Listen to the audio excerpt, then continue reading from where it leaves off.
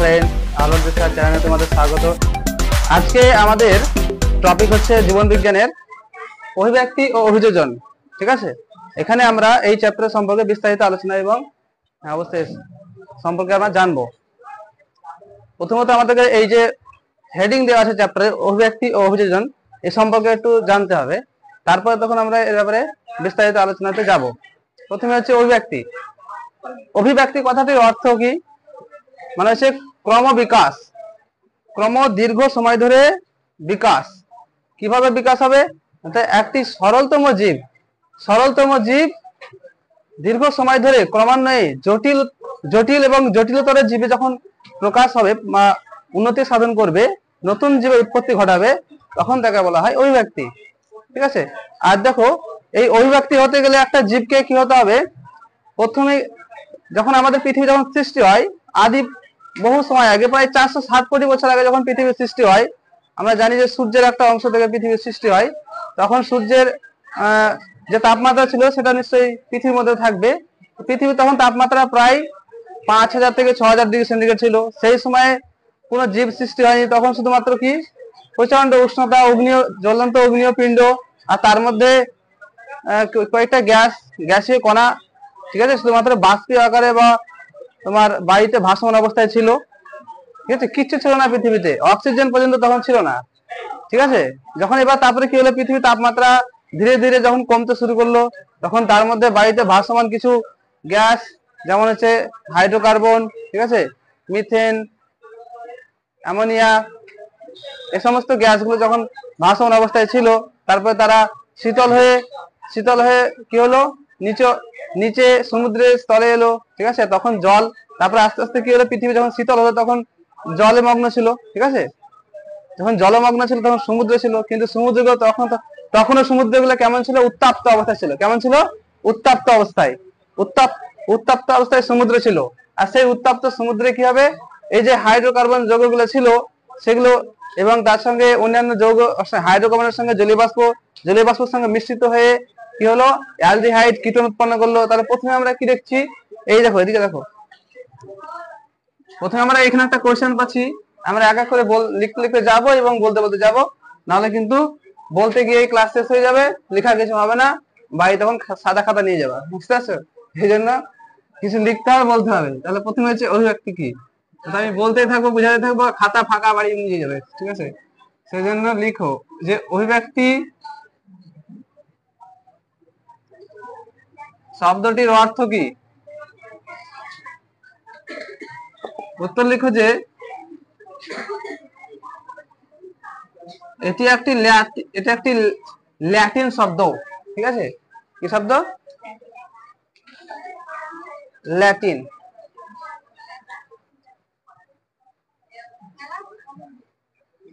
বাংলাতে যাকে বলছে লাতিন। ঠিক আছে, বাংলায় বলা কি? লাতিন শব্দ, যার অর্থ কি? ক্রমবিকাশ। ক্রমবিকাশ মানে আস্তে আস্তে, ধীরে ধীরে বিকাশ। যার অর্থ কি?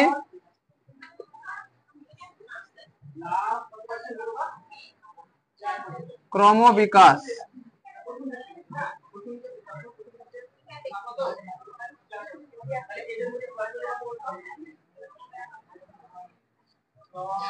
আর এটাকে ইংরেজিতে বলা হয় ইভলিউশন। কি বলা হয়? ইভলিউশন। ইংরেজিতে বলা হয় কি? ইভলিউশন। ঠিক আছে, আর এই ইভলিউশন বা অভিব্যক্তি শব্দটি প্রথম কে ব্যবহার করেন? এটাও প্রশ্নটা কিন্তু আসে। কি বলবে? অভিব্যক্তি বা ইভলিউশন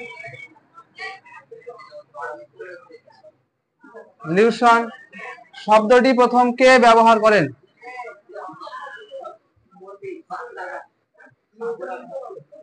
পিছনে কি আছে? কেন তুমি বসে আছো?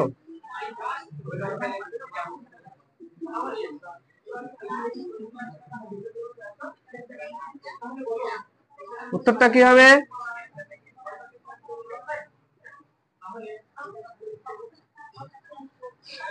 Herbert Spencer. উত্তরটা কি হবে বলো? Herbert Spencer.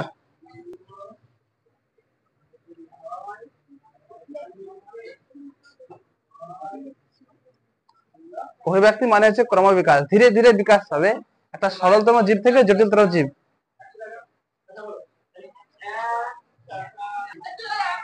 এবার দেখো জীবনের উৎপত্তি সম্পর্কে যে মতবাদ আছে।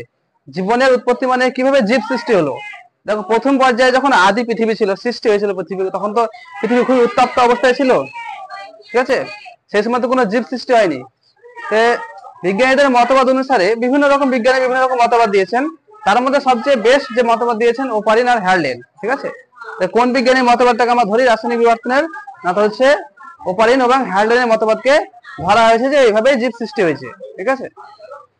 আমরা ধার্মিক ভাবে যদি যাই তাহলে অন্যরকম বর্ণনা পাওয়া যাবে, যে প্রথমে আমাদের সৃষ্টি করে দিয়েছেন আদম এবং হাওয়াকে। কিন্তু এখানে বিজ্ঞানের মতবাদ, বৈজ্ঞানিক মতবাদ অনুসারে আসলে পরে দেখা যাবে যে তাদের মতবাদ অনুযায়ী নাকি পৃথিবী যখন প্রথম সৃষ্টি হয় তখন পৃথিবী পৃষ্ঠের উপরে ভাসমান অবস্থায় ছিল কিছু গ্যাস। যে গ্যাসগুলো কি হয়, প্রথমে ছিল হাইড্রোকার্বন গ্যাস, ঠিক আছে। হাইড্রোকার্বন কেন বলছে, কারণ কার্বন এবং হাইড্রোজেন যুক্ত গ্যাস। তাহলে এগুলো সব পরপর আমাদেরকে লিপিবদ্ধ করতে হবে, কিন্তু খাতায় পরীক্ষায় আসার সম্ভাবনা আছে। জীবন উৎপত্তি সম্পর্কে মতবাদ দাও বা ওপারিন এবং হ্যারল্যান্ডের মতবাদটি লেখো জীবন উৎপত্তি সম্পর্কে 5 নম্বরের। তাহলে পরপর পয়েন্ট পয়েন্ট করে আমরা কোশ্চেনটা আগে লিখবো, তারপরে তখন লিখবো, ঠিক আছে। দেখো তাহলে ওপারিন এবং হ্যারল্যান্ডের যে মতবাদ ছিল, এটা দুজনে কিন্তু বিভিন্ন টাইমে দিয়েছে, ঠিক আছে।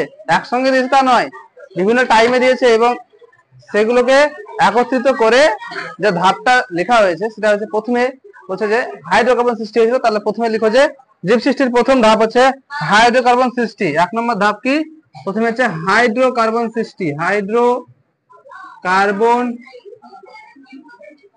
সৃষ্টি হেডিং। দেখো এগুলো সবই হচ্ছে কি সরলতম জীব থেকে জটিলতম জীবে যাওয়ার ধাপ। প্রথমে পৃথিবীতে হাইড্রোকার্বন সৃষ্টি হয়, ঠিক আছে। লিখে দিতে হবে সিম্পল যে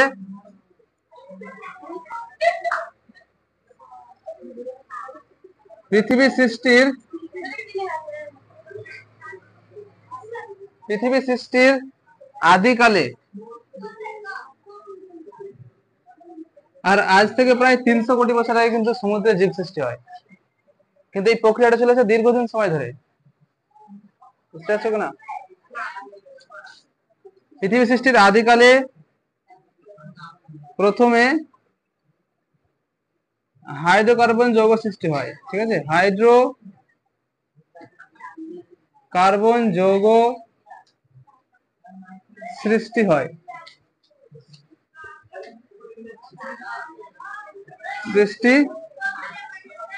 হয়,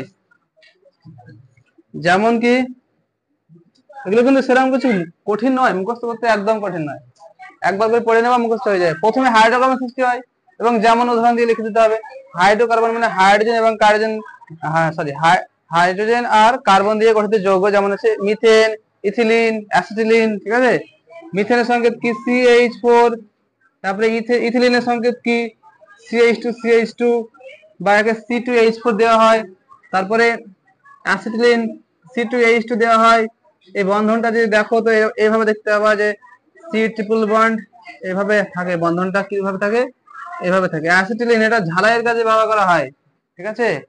ঝালাইয়ের কাজে ব্যবহার করা হয় অ্যাসিটিলিন, খুবই গুরুত্বপূর্ণ যৌগ, পরবর্তী হলে পাবা অ্যাসিটিলিন।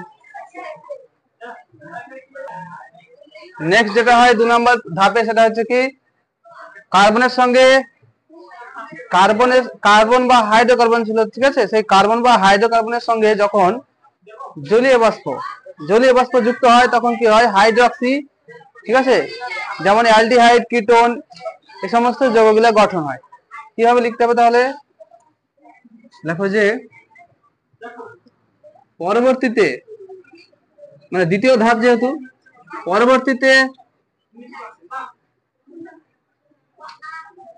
হাইড্রোকার্বন যৌগের সঙ্গে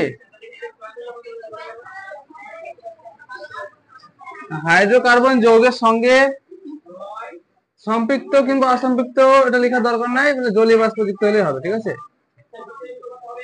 হাইড্রোকার্বন যৌগের সঙ্গে জলীয় বাষ্প যুক্ত হয়ে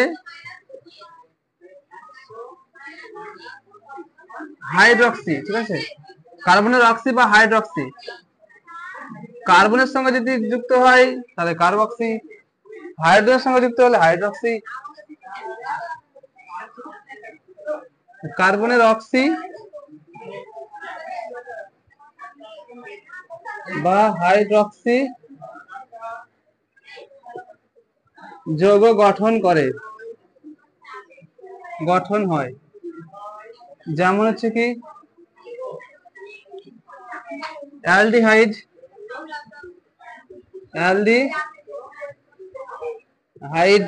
কিটোন, ঠিক আছে। তারপরে অ্যাসিটিক অ্যাসিড যাকে বলছে, কার্বক্সিলিক যাকে বলা হয়, কার্বক্সিলিক অ্যাসিড ইত্যাদি।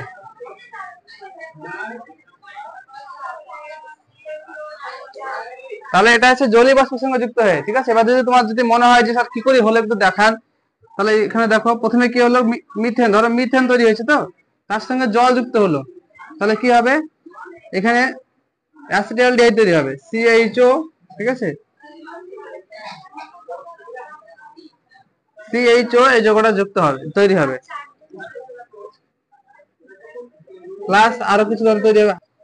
এবার দেখো 3 নম্বর ধাপে হবে শর্করা সৃষ্টি, যেখানে দেখা যাবে যে এই যে প্রথমে হাইড্রোকার্বনের সঙ্গে জল যুক্ত হয়ে হাইড্রক্সির সঙ্গে এবার আরো কার্বন, হাইড্রোজেন, নাইট্রোজেন যুক্ত হবে, দিয়ে তৈরি হবে শর্করা। শর্করা কিন্তু একটু জটিলতর যৌগ। শর্করা যদি দেখো যে অ্যালডিহাইড আর কিটোন এগুলো যখন চেন সিস্টেমে যুক্ত হবে তবে তখন শর্করা সৃষ্টি হবে। তো এই শর্করা গুলো যেমন উদাহরণ হচ্ছে সুক্রোজ, ফ্রুক্টোজ, ঠিক আছে, এগুলো গ্লুকোজের সঙ্গে তোমরা জানো C6H12O6, এই সমস্ত যৌগগুলো সৃষ্টি করে। কি লিখতে হবে, শর্করা কিভাবে সৃষ্টি হয়, পরবর্তীতে বলতে হবে, পরবর্তীতে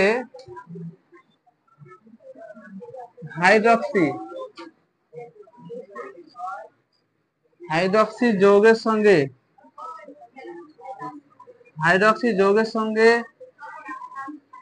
কার্বন, হাইড্রোজেন,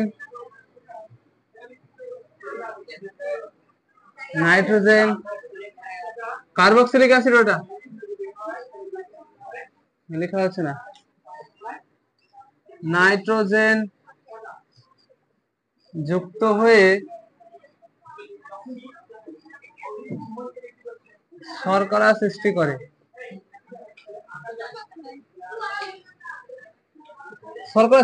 যেমন কেমন শর্করা যৌগ কি, যেমন হচ্ছে সুক্রোজ, ফ্রুক্টোজ, গ্লুকোজ, এগুলো। প্রথমে গ্লুকোজটা হবে, দুটো উদাহরণ দিলেই হবে। নেক্সট এবার যেটা গঠন হবে সেটা হচ্ছে স্নেহ পদার্থ বা ফ্যাট তৈরি হওয়া। ফ্যাট কিভাবে তৈরি হয়, প্রথমে দেখো এই অ্যালডিহাইড, কিটোন যেগুলো সুক্রোজ, ফ্রুক্টোজ সবগুলো তৈরি হয়েছিল না, তো প্রথমে অ্যালডিহাইড আর কিটোন যদি মানে কি হয়, ঘনীভূত হয়, তাহলে পলিমার সৃষ্টি করে। পলিমার যৌগ মানে এক বা একাধিক যৌগ একত্রিত হবে যখন যুক্ত হয় তখন তাকে পলিমার বলা হয়, ঠিক আছে। এবার এই পলিমার যৌগগুলো কি হবে, পলিমার যৌগগুলো ঘনীভূত হয়ে যখন সৃষ্টি হবে তখন বলা হয় ফ্যাটি অ্যাসিড। এবার এই ফ্যাটি অ্যাসিড গুলোর সঙ্গে যখন আবার গ্লিসারল দেখতে পাবা, গ্লিসারল যুক্ত হবে তখন তৈরি হবে স্নেহ পদার্থ, ঠিক আছে, স্নেহ পদার্থ বা ফ্যাট লিখতে হবে এটা। পরবর্তীতে উত্তপ্ত সমুদ্রে অ্যালডিহাইড, কিটোন যৌগগুলো, অ্যালডিহাইড, কিটোন তো আমাদের আগে সৃষ্টি হয়েছিল, হাইড্রক্সি যৌগগুলো, সেগুলো কি হবে, ঘনীভূত হবে। অ্যালডিহাইড ও কিটোন যৌগগুলো অ্যালডিহাইড ও কিটোন যৌগগুলো ঘনীভূত হয়ে পলিমার সৃষ্টির দ্বারা সৃষ্টি হয়ে গ্লিসারলের সঙ্গে যুক্ত হয়ে গ্লিসারলের সঙ্গে যুক্ত হয়ে স্নেহ পদার্থ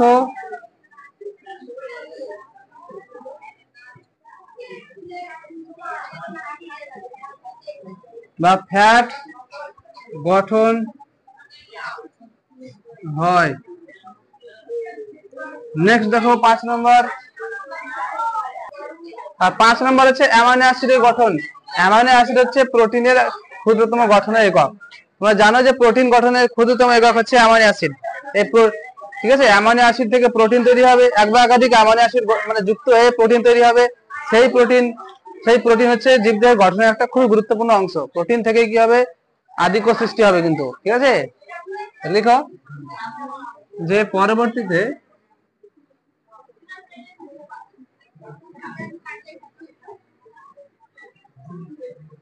পরবর্তীতে হাইড্রোকার্বনের সঙ্গে, ঠিক আছে, কার সঙ্গে, হাইড্রোকার্বনের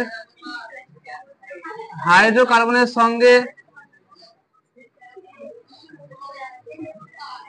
অ্যামোনিয়া যুক্ত হয়ে স্পিডে লিখো, অ্যামোনিয়া যুক্ত হয়ে অ্যামাইনো অ্যাসিড গঠন করে। অ্যামাইনো অ্যাসিড গঠন করে। আর এটি জীব সৃষ্টির মানে প্রোটিন গঠনের একটা ক্ষুদ্রতম একক। আর প্রোটিন থেকে কি হবে, প্রথম আদিকোষ সৃষ্টি হবে উত্তপ্ত সমুদ্রে। ঠিক আছে, লিখুন এটা। এবং এক বা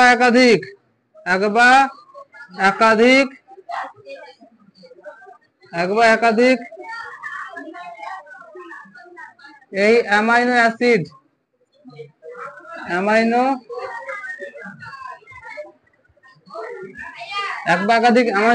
যুক্ত হয়ে প্রোটিন গঠন করে।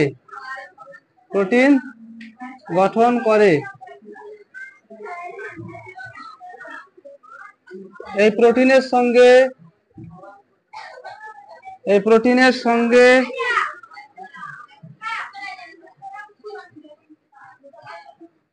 নিউক্লিয়াস বা নিউক্লিওটাইড যুক্ত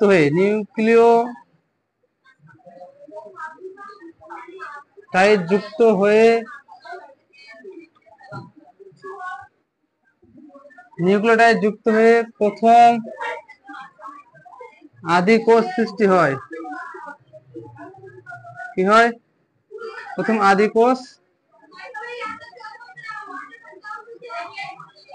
সৃষ্টি হয়। আমি কিন্তু স্পিডে লিখে দিয়েছি, লেখার সুন্দর দিকে দেখলে হবে না, টাইম নষ্ট হবে না, তাড়াতাড়ি লেখো। দেখো তাহলে আজকে এই পর্যন্ত থাকলে এটা হচ্ছে জীব সৃষ্টির, ঠিক আছে, প্রথম আদিকোষ সৃষ্টি হয়। এবার এর মতবাদ যেহেতু আলাদা আলাদা করে দিয়েছিলেন ওপারিন আর হ্যালডেন, ঠিক আছে, ওপারিন এক কথা বলেছেন, হ্যালডেন এক কথা বলেছেন, দুটোকে একসঙ্গে মিলিয়ে এই গঠন হয়েছে। হ্যালডেন বলছে কি, যে প্রথমে উত্তপ্ত সমুদ্রে এই যে সব যৌগ, অ্যামোনিয়া, শর্করা, ঠিক আছে, এই সমস্ত যৌগগুলো একসঙ্গে যুক্ত হয়ে কি হয়, আদিকোষ সৃষ্টি হয়। কিন্তু ওপারিন কি বললেন, আলাদা করে মতবাদ দিলেন যে 1920 খ্রিস্টাব্দে যে প্রোটিন, লিপিড, ফ্যাট এগুলো সব একত্রিত হয়ে দ্বিস্তরীয় পর্দা বিশেষ একটা কোলয়েড জাতীয় পদার্থ গঠন হয়, যাকে বলা হয় কোয়াসারবেট। ঠিক আছে, এই কোয়াসারবেট ছিল আদিকোষ, এটা মতবাদ দিয়েছেন ওপারিন। বিজ্ঞানী ফক্স তখন আবার কয়েক বছর পর, মানে 40 বছর পর, সম্ভবত 1965 সালে, তিনি আমার মতবাদ দিলেন নাকি যে কোয়াসারবেট আদিকোষ নয়, মাইক্রোস্ফিয়ার হচ্ছে আদিকোষ। আর মাইক্রোস্ফিয়ারের সঙ্গে তখন নিউক্লিওটাইড যুক্ত হয়ে প্রথম প্রোটোবায়েন্ট বা প্রোটোসেল তৈরি হয়, এটাই ছিল আদিকোষ। পরবর্তীকালে এটা আমরা লিখবো, লিপিবদ্ধ করবো খাতায় লিপিবদ্ধ করা হবে পরবর্তীকালে। আজকের জন্য এটা শেষ এই মুহূর্তে।